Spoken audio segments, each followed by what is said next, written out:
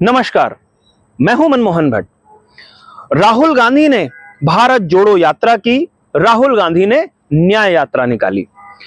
यह यात्रा विशुद्ध रूप से राजनीतिक थी। वोट पाने के लिए इस यात्रा को किया गया था। कांग्रेसियों को एकजुट करने के लिए भी यात्रा को आयोजित किया गया था।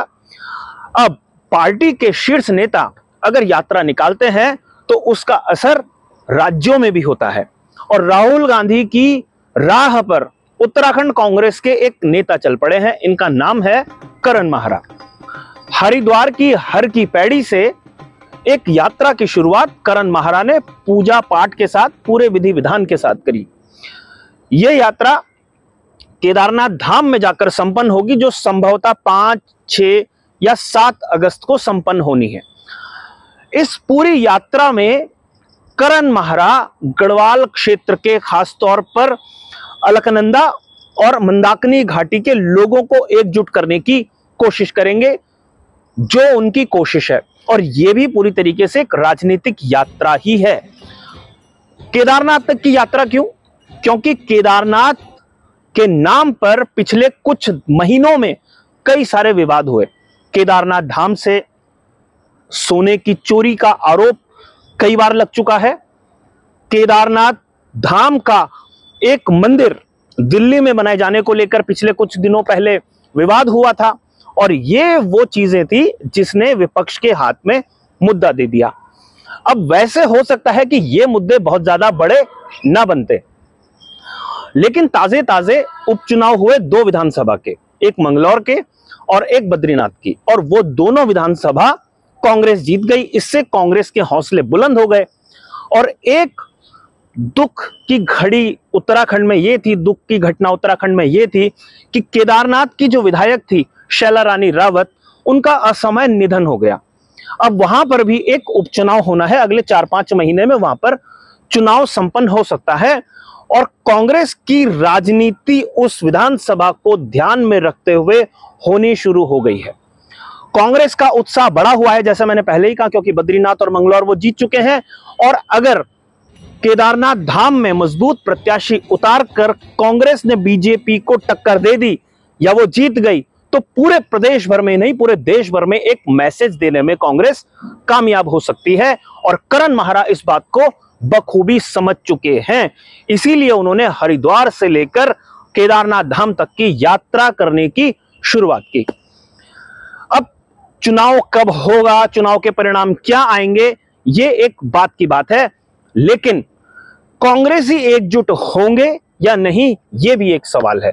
क्योंकि कांग्रेस की एक सबसे बड़ी समस्या यह है कि वहां पर किसी का स्थायी नियंत्रण नहीं रहता और प्रदेश अध्यक्ष के ही अंतर्गत सारे नेता काम करें, ऐसा होता नहीं है जैसा बीजेपी में दिखाई देता है। इसलिए करण माहरा की छत्रछाया में, करण माहरा के साथ यात्रा में कौन कौन से बड़े कांग्रेसी जुटेंगे, यह भी एक सवाल है। राहुल गांधी की यात्रा में तो कांग्रेसी जुटते गए क्योंकि राहुल गांधी कांग्रेस के सबसे बड़े नेता हैं। लेकिन क्या करण माहरा उत्तराखंड कांग्रेस के सबसे बड़े नेता हैं, यह भी इस यात्रा के बाद पता चल पाएगा।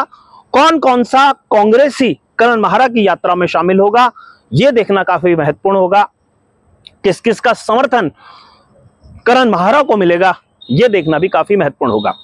क्योंकि करण माहरा ने जिस समय यात्रा की शुरुआत करने की घोषणा ही की थी, उसके बाद ही जो कांग्रेस के कई वरिष्ठ नेता हैं, उनके अलग अलग तरीके के बयान, अलग अलग तरीके की प्रतिक्रियाएं आनी शुरू हो गई थी और अलग अलग तरीके की गतिविधियां भी शुरू हो गई थी।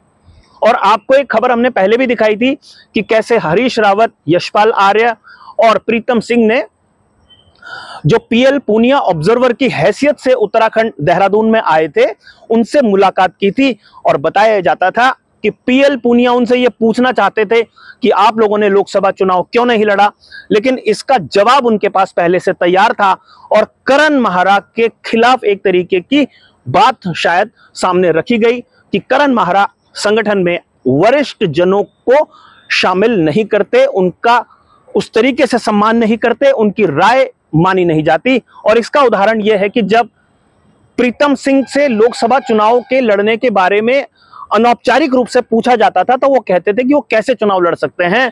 2019 में जब वो लोकसभा का चुनाव लड़ रहे थे तो संगठन के लोग तमाम क्षेत्रों में तैनात थे जो प्रीतम सिंह के विश्वसनीय थे। लेकिन 2024 में वो चुनाव कैसे लड़ते जब संगठन में वो लोग उस जगहों पर तैनात नहीं थे जहां पर उनको होना चाहिए था, या प्रीतम सिंह के विश्वस्त, उनके करीबी, उनके भरोसे के लोग उस लोकसभा क्षेत्र में तैनात नहीं थे।